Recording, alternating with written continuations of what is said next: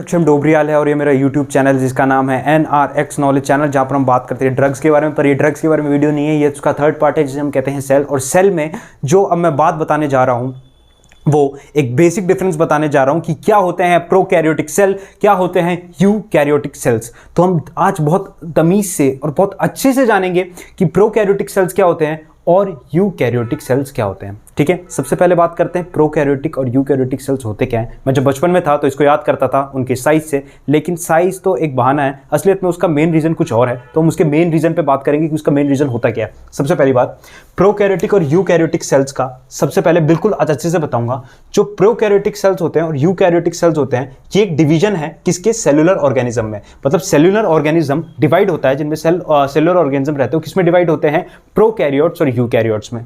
Prokaryotes के बारे में सबसे पहली बात करी जाएगी। जो टर्म होता है प्रोकैरियोट्स, उसका सिंपली मीनिंग होता है प्रिमिटिव। पहले के प्रिमिटिव होता है, इनकम्प्लीट सेल्स होते हैं, इनके पूरे सेल्स बिल्कुल क्या होते हैं, कंप्लीट नहीं होते, बिल्कुल पूरी तरीके से तरह हम कह सकते हैं उपलब्ध नहीं है। ठीक है, और इनके अंदर बेसिक स्ट्रक्चर जो रहता है, इसके अंदर बेसिक तीन टिपिकल सेल स्ट्रक्चर रहता है। लेकिन इनकी सबसे खास बात ये अलग है कि इनके अंदर न्यूक्लियस जो होता है वो बिल्कुल नहीं होता है, और इनका तो जेनेटिक मटेरियल डीएनए में। ठीक है, इनके अंदर सिंगल क्रोमोसोम्स होते हैं, ठीक है, जो कि डायरेक्ट कांटेक्ट करते हैं साइटोप्लाज्म के साथ, और इनको having the unidentified nuclear region, इनके अंदर एक अनआइडेंटिफाइड न्यूक्लियर रीजन होता है जिसको हम एक टर्म देते हैं न्यूक्लियोइड। मतलब कि प्रोकैरियोट्स के अंदर एक तो प्रिमिटिव हैं, पुराने हैं, इनकम्प्लीट इनके अंदर सेल हैं, और इसके अंदर सिंगल क्रोमोसोम के साथ एक अनआइडेंटिफाइड न्यूक्लियर रीजन है जिसे हम कहते हैं न्यूक्लियोइड। अब बात करते हैं यूकैरियोटिक सेल्स के बारे में। ये एक बेसिक पार्ट था, इसका अगर एग्जांपल पूछा जाए प्रोकैरियोट्स का, तो प्रोकैरियोटिक सेल्स कौन कौन से होते हैं, आर्किनोबैक्टीरिया, ब्लू ग्रीन एल्गे, ये इसका एग्जांपल रहेगा। बात करते हैं यूकैरियोटिक सेल्स के बारे में। यूकैरियोटिक सेल्स क्या रहते हैं, अगर प्रोकैरियोटिक प्रिमिटिव हैं, इनकम्प्लीट हैं, तो यूकैरियोटिक सेल्स क्या होंगे, अपने आप में ही एडवांस होंगे, अपने आप में कंप्लीट होंगे, पूरी तरीके से उपलब्ध होंगे। तो इसमें क्या यूकैरियोटिक की डेफिनेशन क्या रही, ये एडवांस होते हैं, ये कंप्लीट सेल्स होते हैं, और इनके अंदर सेल मेम्ब्रेन भी पाई जाती है। इसके अंदर क्या होता है, ये बाउंड करते हैं न्यूक्लिक एसिड के साथ, और इनके अंदर अदर सेलुलर ऑर्गेनिल्स होती है, माइटोकॉन्ड्रिया सब। ठीक है, और ये यूकैरियोटिक सेल्स कहा जाता है। ये सिंपल, अगर सिंपल भाषा में बोला जाए तो प्रोकैरियोटिक और यूकैरियोटिक्स का डिफरेंस इतना ही होता है, अगर सिंपल हम बात करें। आगे जाके उनके साइज से वो डिफरेंशिएट करने वाली बात अलग चीज होती है, वो भी मैं आराम से बताऊंगा। सबसे पहले बात करते हैं प्रोकैरियोटिक सेल्स के बारे में। देखो प्रोकैरियोटिक सेल्स क्या होते हैं। प्रोकैरियोटिक सेल्स जो होते हैं, अगर हम उनकी साइज की डिफरेंस की बात करें, जो कि मैं बचपन में पढ़ता था, उतना उस टाइम क्या होता था कि बचपन में इतना ध्यान नहीं देते थे, अपनी जैसे टीचर्स रहते थे, हाँ यार ये पढ़ लिया, जल्दी जल्दी करा। लेकिन प्रोकैरियोटिक जो सेल्स होते हैं उनका जो साइज डिफरेंस रहता है वो आपको थोड़ा याद रखना है। ठीक है, 1 से 10 नैनोमीटर के आसपास होता है, 1 से 10। यूकैरियोटिक्स क्या होते हैं, 5 से 100 नैनोमीटर के अराउंड होते हैं।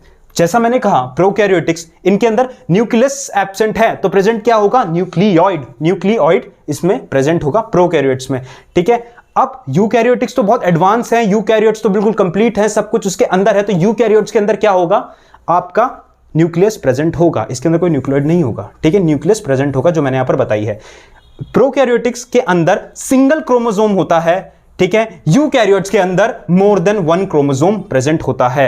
ठीक है, न्यूक्लियोइस इसके अंदर एब्सेंट होता है क्योंकि इसमें सिर्फ न्यूक्लियोइड है, और इसके अंदर जो सेल ऑर्गेनेल्स है वो पूरी तरीके से कंप्लीटली प्रेजेंट होती हैं यूकैरियोटिक सेल्स के अंदर।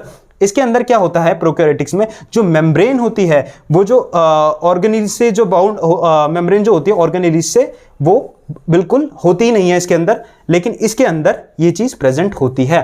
क्यों, क्योंकि नाम से ही पता चल रहा है prokaryotes means primitive, it is an incomplete cells, whereas जो यूकैरियोटिक सेल्स है, they are complete, they having more than 1 chromosome. यही तो है यूकैरियोटिक प्रोकैरियोटिक। बाकी जो डिफरेंशिएशन है वो उनके साइज पे रहता है, उनके आसपास पे रहता है। मेन बात आपको ध्यान रखनी है कि प्रोकैरियोट्स में न्यूक्लियोइड क्या होता है, ये सब क्या होता है, बेसिक चीज की डेफिनेशन मैंने आपको बता दी है। यूकैरियोट्स में क्या है, वो तो कंप्लीट है, उनके अंदर मैंने आपको पूरी बात बताई, उनके अंदर वो चीज प्रेजेंट होगी जो प्रोकैरियोट्स के अंदर नहीं होगी। इतना सा ये डिफरेंस है, और इतनी सी बात पे हमारा डिफरेंस प्रोकैरियोट्स और यूकैरियोट्स का सेल का डिफरेंस खत्म हो जाता है। ठीक है, अगली वीडियो हम बात करेंगे आगे के सेल ऑर्गेनेल्स के बारे में। तब तक मेरा नाम सक्षम डोबरियाल और ये NRX नॉलेज चैनल।